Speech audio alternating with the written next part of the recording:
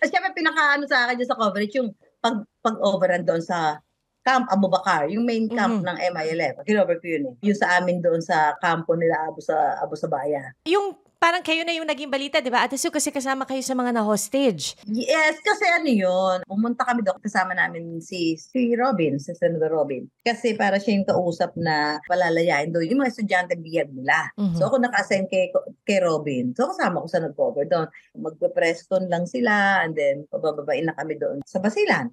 After the press conference, pagdating mo doon, syempre, nung sinabi na hindi na kami makakababa, wala kami dalang gamit doon. Siguro ano madala na? Wala. Yung bag lang talaga namin, kung suot namin, yun lang talaga.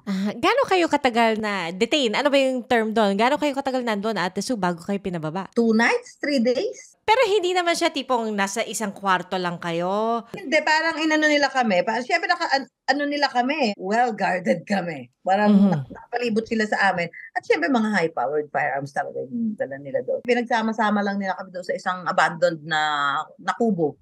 Mhm. Doon lang kami, naiihi ka, papaalam ka.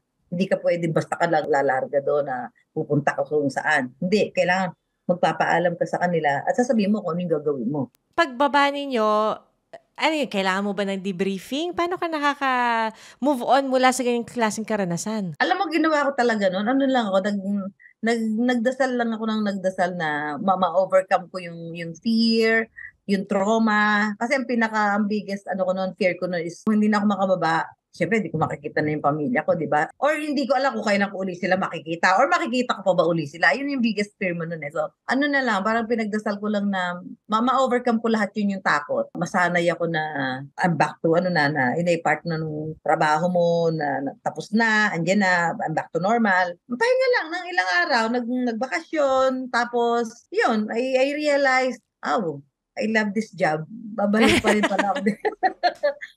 I love this job. Oh, babalik pa rin ako at kasama na rin yun sa mga, siyempre, unforgettable coverages mo.